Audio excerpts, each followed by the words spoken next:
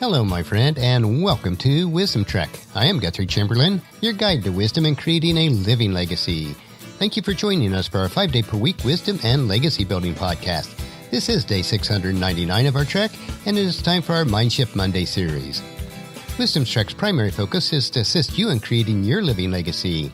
Creating a living legacy can only be accomplished by gaining wisdom in many areas of life. You can only gain wisdom by changing what you allow to go into your mind, which is a result of changing the way you think. In other words, to create a living legacy, you must choose to be in continual mode of mind shift. It is so easy to get stuck in a mindset that your current circumstances cannot be changed. This is just not true, but you must understand this fundamental principle. In order to change your life, you must change how you think and what you think about. Our Mindshift Monday podcast and journal will provide you with practical ways to make your mind shift to a rich and satisfying life. We are broadcasting from our studios at the Big House in Marietta, Ohio.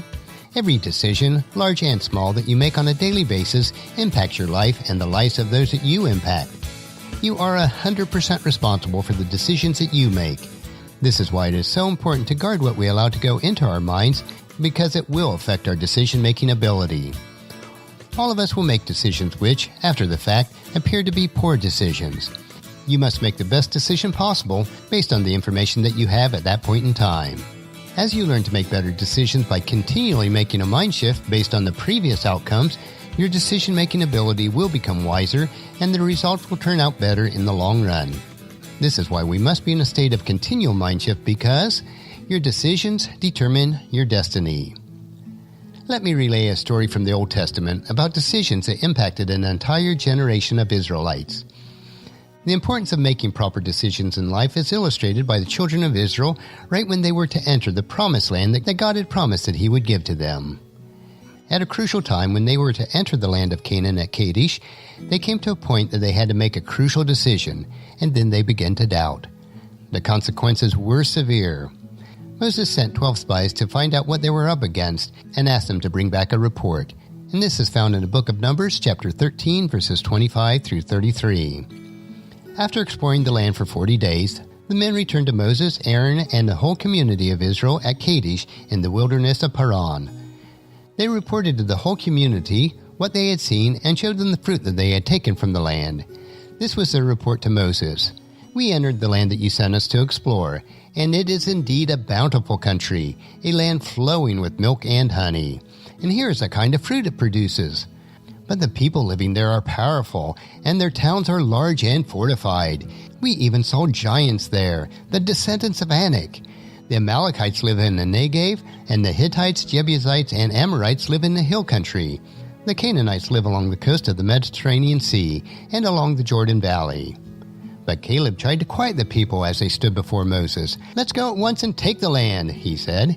"We can certainly conquer it." But the other men who had explored the land with him disagreed. "We can't go up against them. They are stronger than we are." So they spread this bad report about the land among the Israelites.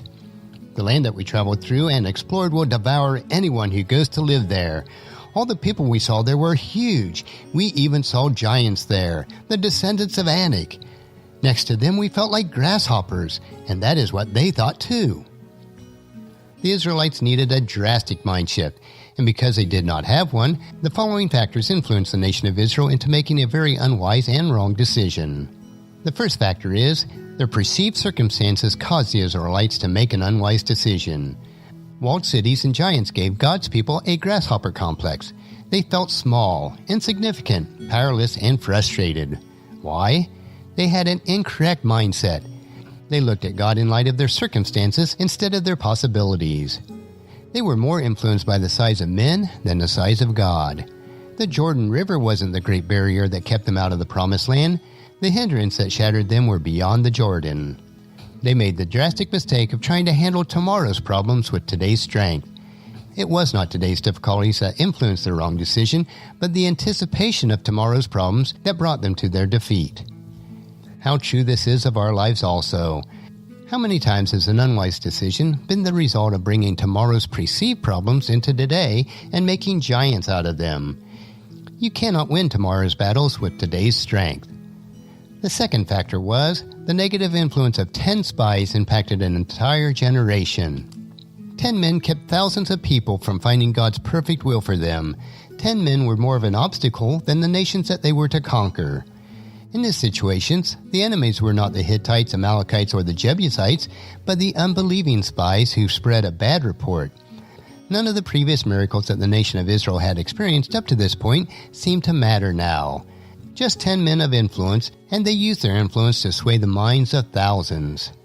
It does not take a great multitude to change the mindset of a nation. 10 negative men caused untold misery that lasted 40 years and killed thousands of people.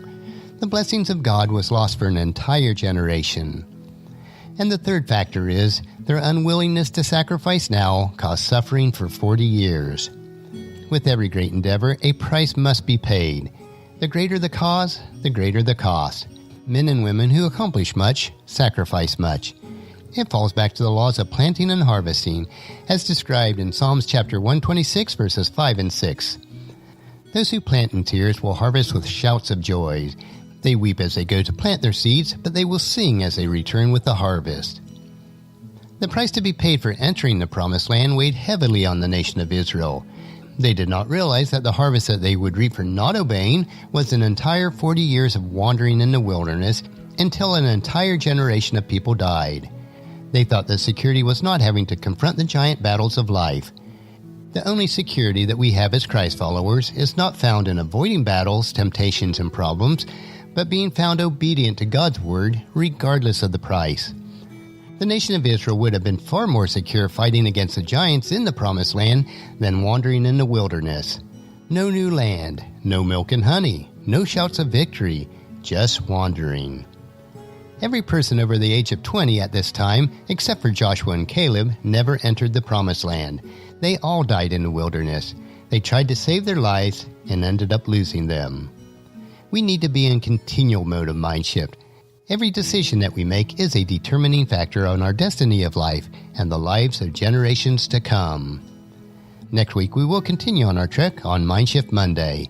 On tomorrow's trek, we'll explore another wisdom quote. This 3-minute wisdom supplement will assist you in becoming healthy, wealthy, and wise each day. Thank you so much for joining me on this trek that we call life. Encourage your friends and family to join us and to come along with me tomorrow for another day of Wisdom Trek, creating a legacy. If you'd like to listen to any of the past daily treks or read the daily journal, they are all available at wisdom-trek.com. You can also subscribe at iTunes or Google Play so that each day's trek will be downloaded to you automatically. And thank you so much for allowing me to be your guide, your mentor, but most importantly, I am your friend as I serve you through the Wisdom Trek podcast and journal. And as we take this trek of life together, let us always live abundantly, love unconditionally, listen intentionally, learn continuously, lend to others generously, lead with integrity, and then leave a living legacy each day. I am Guthrie Chamberlain, reminding you to keep moving forward, enjoy your journey, and then create a great day every day. See you tomorrow.